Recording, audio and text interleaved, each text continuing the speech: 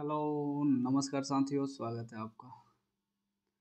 आज हम फाइनली पढ़ने वाले हैं चैप्टर नंबर 23 एजुकेशनल साइकोलॉजी में। और चैप्टर का नाम होगा शैक्षिक उपलब्धि निर्धारक एवं मूल्यांकन, यानी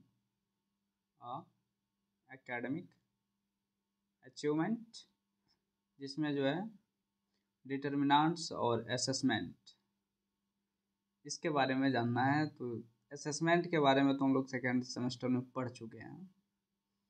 तो मेनली रूप से जो हमें जानना है, ये जानना है डिटर्मिनेंट्स के बारे में। लेकिन थोड़ा सा जो होगा, एक चैप्टर होगा जिसमें हम लोग जो है थोड़ा सा जानेंगे, जिसमें मूल्यांकन के बारे में भी हम जानने वाले हैं। तो आइए और शुरू करते हैं कि आखिर डिटर्मिनेंट्स होते क्या हैं और इनका जो है तात्पर्य होता क्या है। सबसे पहले तो शैक्षिक उपलब्धि का मतलब जो होता है किसी विषय या फिर पाठ में जो है छात्र द्वारा अर्जित कुशलता या फिर अर्जित ज्ञान। तो चैम्पलिन ने कहा 1975 में कि शैक्षिक उपलब्धि का तात्पर्य जो है शैक्षिक कार्य में शिक्षक द्वारा मानकीकृत परीक्षणों द्वारा या फिर इन दोनों के जो है संयोग द्वारा जो है मूल्यांकित उपलब्धि या फिर प्रवीणता के जो है विशिष्ट अर्थ जो है स्तर से होता है। शैक्षिक उपलब्धि के जो है कारक या फिर निर्धारक क्या है, आइए और इसको हम देख लेते हैं। बच्चों की जो है शैक्षिक उपलब्धि पर कई कारकों का प्रभाव पड़ता है और संज्ञानात्मक कारक इसमें जो है दोनों शामिल हो जाते हैं। तो आइए और कुछ कारक ऐसे हैं जिसका संबंध जो है ये बच्चों की बुद्धि से, और उनको हम संज्ञानात्मक कारक कहेंगे। जबकि बुद्धि के अलावा दूसरे कारक से होता है तो इसको हम असंज्ञानात्मक या फिर जो है अबौद्धिक कारक भी कहते हैं। तो आइए और दोनों प्रकार के कारकों को हम देख लेते हैं फटाफट संक्षेप में थोड़ा सा। तो पहला नंबर है बौद्धिक बुद्धि संपन्न या फिर जो है संज्ञानात्मक कारक, जिसको इंटेलेक्चुअल या फिर इंटेलेक्टिव या फिर जो है कॉग्निटिव फैक्टर्स के बारे में को हम भी इसके बारे के नाम से भी जानते हैं। तो बच्चों की जो है शैक्षिक उपलब्धि पर संज्ञानात्मक कारक का गहरा प्रभाव पड़ता है और साधारणतः विश्वास किया जाता है कि बुद्धि तथा उपलब्धि के बीच सीधा धनात्मक संबंध होता है। और विश्वास किया जाता है कि बौद्धिक स्तर के बढ़ने पर उपलब्धि स्तर भी बढ़ता है। जो बच्चा जितना ही अधिक बुद्धिमान होता है उसकी जो है शैक्षिक उपलब्धि उतनी ही अधिक होती है। परंतु प्रयोगों से पता चलता है कि शैक्षिक उपलब्धि तथा बौद्धिक योग्यता में कोई संपर्क नहीं है। साधारणतः शैक्षिक कार्य में अच्छी जो है उपलब्धि के लिए 75 बुद्धि लब्धि आक्षेपित है, परंतु बहुत सारे बच्चे इतनी बुद्धि लब्धि योग्यता रखते हुए भी विद्यालय कार्य में जो है बहुत कम ही प्रगति कर पाते हैं या फिर कई बार तो वो पूर्ण रूप से जो है असफल भी रहते हैं। तो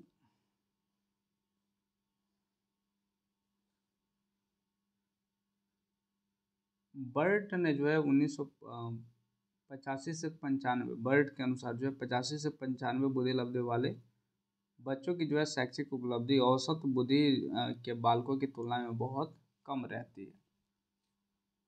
वैसे टर्मन के अनुसार जो है ये शैक्षिक उपलब्धि अच्छी हो इसके लिए 95 से लेकर 105 बुद्धि लब्धि आवश्यक है। सामान्य रूप से विश्वास किया जाता है कि बौद्धिक स्तर जो है जितना ऊंचा हो उपलब्धि उतनी अच्छी रहती है। और एलिस के अनुसार कॉलेज स्तर की शिक्षा में अच्छी उपलब्धि प्राप्त करने हेतु कम से कम 120 बुद्धि लब्धि जो है आवश्यक है और शर्त है कि अन्य बातें भी अनुकूल होनी चाहिए। शैक्षिक उपलब्धि और योग्यता के बीच धनात्मक सहसंबंध है, परंतु इसकी मात्रा बहुत कम है।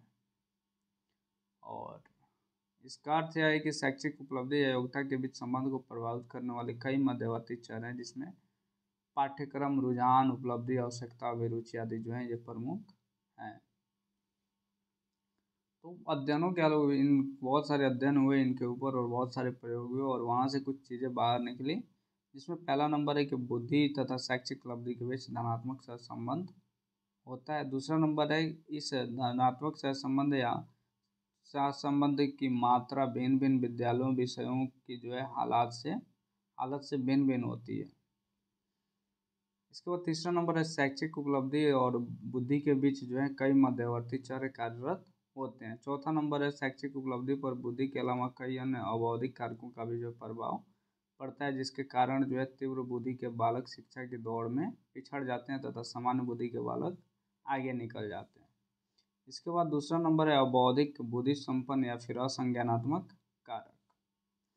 बच्चों की जो है शैक्षिक उपलब्धि पर कुछ ऐसे भी कारकों का प्रभाव पड़ता है जिनका संबंध जो है उनकी बौद्धिक योग्यता से नहीं होता है। तो ऐसे जो है कारकों या निर्धारकों को जो है अबौधिक तथा जो है असंज्ञानात्मक बातें बोला जाता है। तो इसमें इसके भी जो कारक हैं कुछ कारक आइए उनको देख लेते हैं। पहला नंबर है उपलब्धि और आवश्यकता। तो अर्जन करने के जो हैं ये उत्प्रेरक हैं या प्रेरक हैं, और किसी को कार्य करते समय उनमें सफलता प्राप्त करने की इच्छा को जो है बुद्धि, उपलब्धि, आवश्यकता कहते हैं। इसके बाद लोगल के अनुसार के अध्ययन से प्रमाणित होता है कि बच्चों की जो है शैक्षिक उपलब्धि का एक प्रधान निर्धारक जो है उपलब्धि आवश्यकता है कि वो क्या करना चाहता है। कोफर और अपले के अनुसार जो है ये उपलब्धि आवश्यकता का प्रभाव बच्चों के शिक्षण के कई रूपों पर देखा जाता है। कभी तो इस प्रेरक के जो है कारण में बच्चे तेज रफ्तार से सीखते हैं और कभी कभी समय पर अपने कार्य को पूरा करते हैं। वैसे ही एप्लेजवी के अनुसार जो है बुद्धि और उपलब्धि की आवश्यकता के प्रभाव को एक दूसरे से जो है अलग करना कठिन है, और उनके अनुसार जो है बौद्धिक अंक और के प्रभाव को जो है एक बौद्धिक अंक पर जो है उपलब्धि आवश्यकता का भी प्रभाव पड़ता है। दूसरा नंबर है पारिवारिक पृष्ठभूमि कारक। और अध्ययनों से पता चलता है कि उच्च सामाजिक जो है आर्थिक स्थिति में बच्चों में जो है ये शैक्षिक उपलब्धि निम्न सामाजिक या फिर जो है आर्थिक स्थिति वाले बच्चों की अपेक्षा अधिक होती है। और कोलमैन ने अपनी रिपोर्ट में जो है स्पष्ट शब्दों में बताया कि निम्न आर्थिक स्तर के बच्चे शैक्षिक उपलब्धि में पिछड़ जाते हैं। और ये रियलिटी भी है कि बच्चे जो हैं आजकल तो गवर्नमेंट पैसे देने लग गई ग्रेजुएशन तक, खास करके लड़कियों को। तो आजकल आप देखोगे कि ग्रेजुएशन तक में भी जो है खास करके बिहार में, तो यहाँ पे तो ग्रेजुएशन में भी मैं बात करता हूँ लड़कों की अपेक्षा लड़कियाँ हैं। और जब आप एमए वगैरह में जाते हो पोस्ट ग्रेजुएशन में, वहाँ पे तो लड़कियाँ आपको मिलते ही नहीं है, ना के बराबर लड़कों की संख्या हो जाती है और लड़कियों की संख्या उनकी तादाद में बहुत ज़्यादा हो जाती है। क्योंकि लड़के जो है सीधी सी बात है भाई, गार्जियन है तो कितना दिन तक कमा के देगा, और लड़कियों को गवर्नमेंट भी सपोर्ट कर रही है, पैसे दे रहे हैं, तो वहाँ से थोड़ी सी शैक्षिक उपलब्धि उनकी बेहतर आजकल होते जा रही है और लड़कों की दिन प्रतिदिन कम होती जा रही है। तो इसमें सरकार का भी हाथ है। इसके बाद जो है तीसरा नंबर है शिक्षालय वातावरण। शैक्षिक उपलब्धि पर जो है शिक्षालय का यानी स्कूल का जो है वातावरण भी जो है बहुत ही ज़्यादा प्रभावित करता है। जिस शिक्षालय में जो है उत्तेजन तथा उत्प्रेरणा का वातावरण होता है, वहाँ के बच्चों में शैक्षिक उपलब्धि अधिक होती है। चौथा नंबर है संवेगात्मक प्रशासन। शैक्षिक उपलब्धि का एक जो है मुख्य निर्धारक ये संवेगात्मक प्रशासन है, और अध्ययनों से पता चलता है कि स्कूल उपलब्धि पर संवेगात्मक प्रभावों का गहरा प्रभाव पड़ता है। और अच्छे भाव तथा आत्मसम्मान से जहाँ बालकों की जो है शैक्षिक उपलब्धि बेहतर बनती है, वहाँ विफलता के भाव से वह बाधित होती है, और इस तरह जो है स्वीकृति तथा तिरस्कार का जो है क्रमशः धनात्मक और ऋणात्मक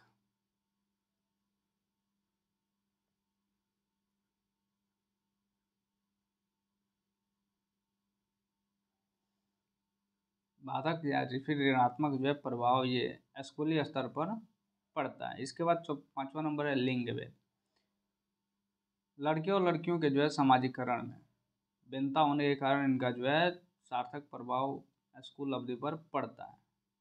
और बुकोक के अनुसार जो है लड़के लड़कियों की संयुक्त संयोजकताओं में जो है कोई भिन्नता नहीं होने पर भी गणित में लड़कियों की अपेक्षा लड़कों की उपलब्धि सार्थक रूप से अधिक होती है, जबकि लड़कियों में शाब्दिक कौशल की जो है उपलब्धि अधिक होती है। वैसे ही छठा नंबर है अभिलाषा का स्तर, जिसको हम लेवल ऑफ एस्पिरेशन बोलते हैं। और शैक्षिक उपलब्धि पर जो है बालक की अभिलाषा के स्तर का गहरा प्रभाव पड़ता है। जिस बालक का अभिलाषा स्तर ऊंचा है वह अपने लक्ष्य को प्राप्त करने हेतु अधिक प्रयास करता है, और जिससे जो है उसकी उपलब्धि अधिक हो जाती है। रियलिटी भी है। एक कविता पढ़ते थे, पुष्प की अभिलाषा चाह नहीं।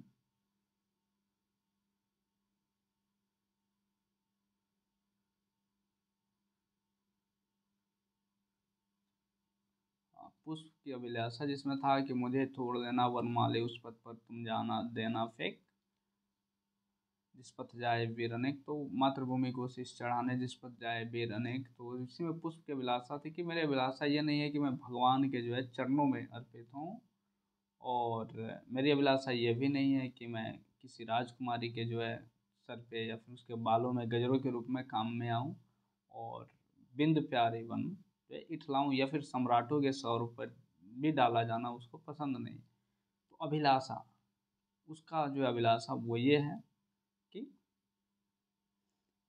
देश को समर्पित जो लोग हैं उनके पैरों के तले मैं कुंदी कुदरी भी जाऊँ ना, तो भी मैं खुद को भाग्यशाली मानूंगी। ये कवि के भाव है और वो कहना चाहता है। तो वहाँ से ये चीज़ देखने को, अभिलाषा आपकी क्या है ये भी मैटर करता है। और एक बालक जो है, खास करके आप तो पढ़ रहे हो, हम लोग भी पढ़े रहे हैं, तो सब लोग स्टूडेंट ही हैं, लेकिन क्या है ना कि अभिलाषा पे भी मैटर करता है कि आप क्या करना चाहते हो और करना क्या चाहते हो लाइफ में। इसके बाद सातवां नंबर है प्रजाति और मानव जातीय रचना। तो वेस्टर्न स्टडीज के अनुसार जो है ये स्कूल उपलब्धि और शैक्षिक उपलब्धि का जो है एक निर्धारक या कारक जो है प्रजाति या फिर जो है मानव जातीय संरचना है। कॉलेज प्रवेश तथा जो है हाइजेस्ट जो है एजुकेशन स्टैटिक्स के अनुसार जो है मानकीकृत परीक्षण पर जो है उजले अमेरिकी छात्रों की जो है उपलब्धि काले और हिस्पैनिक छात्रों की जो है उपलब्धि से अधिक पाई गई है, और वहाँ पे ये देखने को मिला है। इसके बाद है विद्यालय वर्णभेद।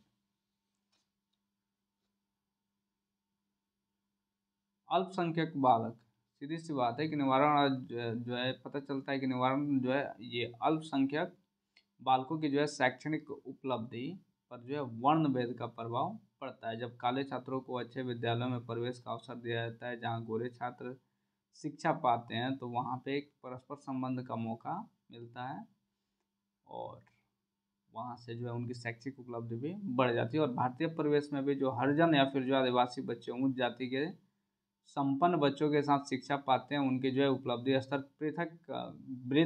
पृथककृत जो है विद्यालय जिसमें केवल आदिवासी और हरिजन के बच्चे पढ़ते हैं, उनके जो है बहुत बच्चों की उपलब्धि स्तर से जो है कहीं अधिक ऊंचा भी होता है। इसके बाद जो 9वां नंबर ये है व्यक्तित्व कारक चिंतायन शक्ति और स्वधारणा अंतर्मुखता और बहिर्मुखता आधिपत्य संवेगात्मक स्थिरता आदि जो है व्यक्तित्वशील गुणों का जो है गहरा प्रभाव शैक्षिक उपलब्धि पर पड़ता है। इसके बाद 10वां नंबर है पैतृक सहभागिता। बच्चों की शिक्षा में माता पिता का सहभागिता काफ़ी ज़्यादा उपलब्ध होता है, और बहुत ही ज़्यादा शैक्षिक उपलब्धि में ये बहुत ही ज़्यादा सहायक होते हैं माता पिता की शैक्षिक उपलब्धि भी। इसके बाद है शैक्षिक उपलब्धि का मापन कैसे किया जाता है। तो शैक्षिक उपलब्धि के मापन या फिर जो है परीक्षण का अर्थ जो होता है ये निर्धारित करना होता है कि किसी विशेष पाठ या फिर जो है छात्र ने किस मात्रा में कौशल और प्रवीणता को अर्जित कर पाया। तो रियलिटी भी है। और आर्मर रोड के अनुसार जो है ये शैक्षिक उपलब्धि परीक्षण का अर्थ यह निश्चित करना है कि छात्रों ने जो है विशिष्ट रूप से पढ़ाए गए विषयों में कितना सीखा है। तो शैक्षिक उपलब्धि के जो है मापन के उद्देश्य क्या है, आइए और उसको हम देख लेते हैं। पहला नंबर है शैक्षिक उपलब्धि मापने का एक उद्देश्य है कि इससे पता चलता है कि जिस विषय की जो है शिक्षा छात्रों को एक खास अवधि में दी गई, इसमें वह कहाँ से कहाँ तक जो है लाभान्वित हो सके। और इससे जो है छात्रों को अगले चरण में जाने से संबंधित जो है वो सहायता मिलती है। दूसरा नंबर है शैक्षिक उपलब्धि के मापन का एक उद्देश्य यह भी है कि बालकों के जो है अनुकूल शैक्षिक निर्देशन दिया जा सके। और तीसरा नंबर है कि उपलब्धि परीक्षण का एक उद्देश्य जो है ये निर्देशन प्रविधि की जो है प्रभावशीलता की जांच करना है। चौथा नंबर है शैक्षिक उपलब्धि परीक्षण का एक लक्ष्य अध्यापक प्रभावशीलता को निर्धारित करना है। और पांचवा नंबर है शैक्षिक उपलब्धि का एक लक्ष्य जो है ये वर्ग प्रोन्नति है। और परीक्षण से जो है यदि किसी छात्र की उपलब्धि या वर्ग के अन्य छात्रों से जो है असाधारण पाई जाती है तो उसे उच्चतर वर्ग में जो है पदोन्नति या फिर आज 7th में कल 9th में चला जाएगा। इसके बाद छठा नंबर है व्यावसायिक निर्देशन भी जो है शैक्षिक उपलब्धि परीक्षण का एक महत्वपूर्ण उद्देश्य है।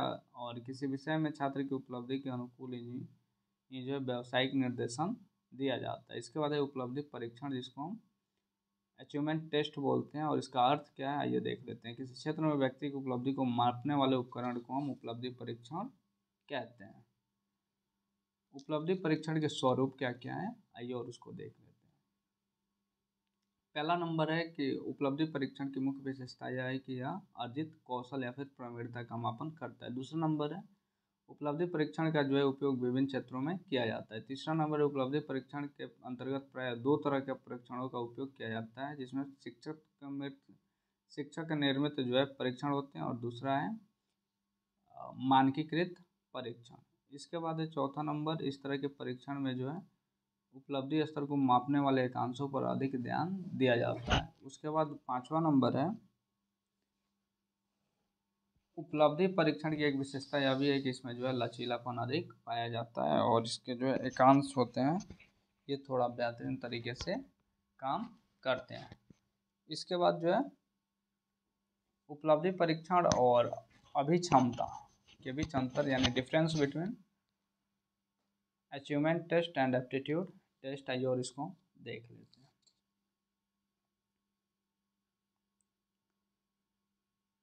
पहला नंबर है कि उपलब्धि परीक्षण से जो है किसी क्षेत्र में अर्जित ज्ञान का मापन होता है जबकि अभिक्षमता परीक्षण से उसके ज्ञान की प्रवीणता को हासिल करने की जो है अंतःशक्ति का मापन होता है। दूसरा नंबर है उपलब्धि परीक्षण का संबंध मूलतः प्रवीणता से है जबकि अभिक्षमता परीक्षण का मूलतः संबंध जो है मूलतः सामर्थ्य से हो जाता है।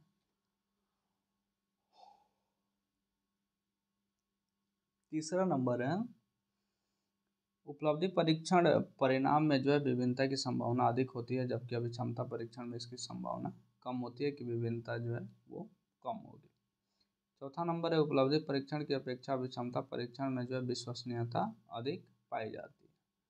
पांचवा नंबर है उपलब्धि परीक्षण की तुलना में अभिक्षमता परीक्षण में जो है वैधता अधिक पाई जाती है। इसके बाद है उपलब्धि परीक्षण और बुद्धि परीक्षण में अंतर।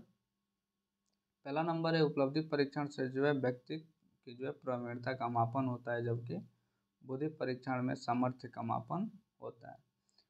इसके बाद उपलब्धि परीक्षण दूसरा नंबर है उपलब्धि परीक्षण उस कौशल को मापता है जो अर्जित होता है जबकि जो है बुद्धि परीक्षण उस योग्यता को मापता है जो प्रधानतः वंशागत होता है। तीसरा नंबर है उपलब्धि परीक्षण के एकांश ऐसे होते हैं जो अर्जित ज्ञान से संबंधित होते हैं।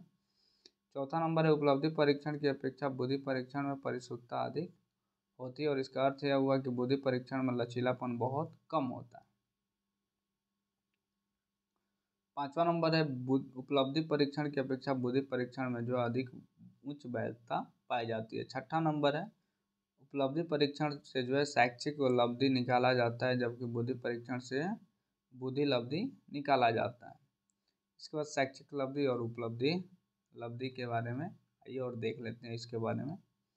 तो शैक्षिक उपलब्धि यानी जिसको हम EQ बोलते हैं एजुकेशनल कोटिएंट और इसका अर्थ है शैक्षिक उपलब्धि की जो है इकाई और इसको निर्धारित करने के लिए एक सूत्र का प्रयोग किया जाता है EQ = EA/CA × 100। EQ का मतलब हो गया एजुकेशनल क्वाटेंट और EA का मतलब हो गया एजुकेशनल एज और CA का मतलब हो गया क्रोनोलॉजिकल एज जिसको हम वास्तविक आयु बोलते हैं।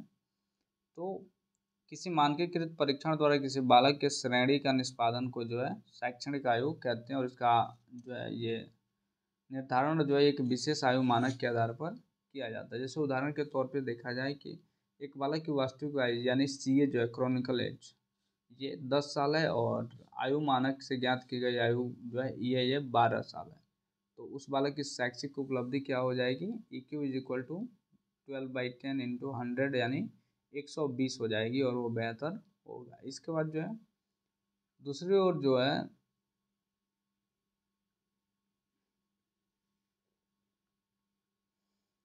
उपलब्धि यानी लब्धि, जिसको हम अचीवमेंट कोटिएंट बोलते हैं, IQ बोलते हैं, इसको निर्धारित करने के लिए एक सूत्र का इस्तेमाल किया जाता है और उसको हम देख लेते हैं। AQ is equal to EA/MA into 100।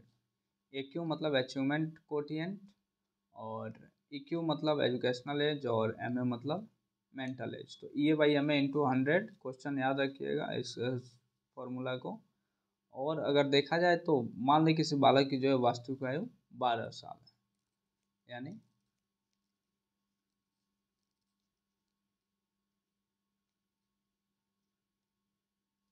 और उसकी जो मानसिक आयु है 10 साल पाई गई।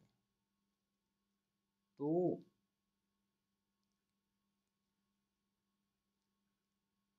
ऐसी स्थिति में उसकी उपलब्धि क्या होगी। तो बालक की जो है शैक्षिक आयु कितना है, 12 साल, और उसकी मानसिक आयु 9 साल। तो ये हो जाएगा 12/9 और गुना 100, 133 आ रहा है। इसके बाद है उपलब्धि परीक्षण के प्रकार। तो शिक्षक का निर्मित उपलब्धि और निर्मित परीक्षण, और इसके बाद जो है मानकीकृत परीक्षण। तो पहला नंबर है शिक्षक निर्मित परीक्षण का जो है अर्थ वह परीक्षण है जिसका निर्माण शिक्षक अपने वर्ग के भीतर बालकों की उपलब्धि विशेष पाठ या फिर विषय के संदर्भ में जो है मापने के लिए करता है। ऐसे परीक्षण में के जो है कार्यान्वयन अंकन आदि का जो है निर्धारण स्वयं शिक्षक करता है और सामान्यतः ऐसे परीक्षण का जो है कोई मानक नहीं होता है, लेकिन आवश्यकता अनुसार वर्ग के भीतर शिक्षक काम चलाऊ मानक का उपयोग कर सकते हैं। और शिक्षक निर्मित परीक्षण के अंतर्गत विभिन्न प्रकार की परीक्षाओं या फिर मूल्यांकन का गणना किया जाता है।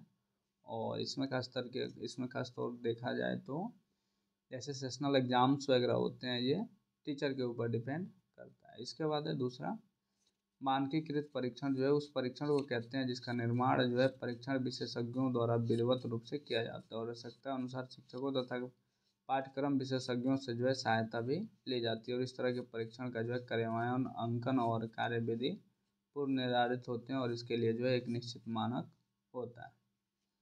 और मुख्य रूप से जो है मानकीकृत परीक्षण जो है 3 प्रकार के होते हैं,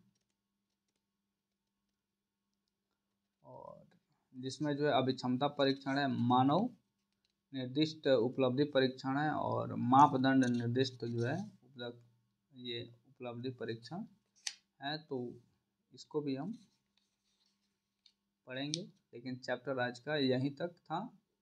तो फिर कल का जो हमारा क्लास होगा ये शैक्षिक मूल्यांकन होगा, और आई थिंक परीक्षा पे चर्चा कल हम लोग करने वाले हैं और बेहतरीन तरीके से करेंगे। मेरे आप कल का क्लास ज़रूर ज्वाइन करिएगा और बेहतरीन तरीके से सीखेंगे।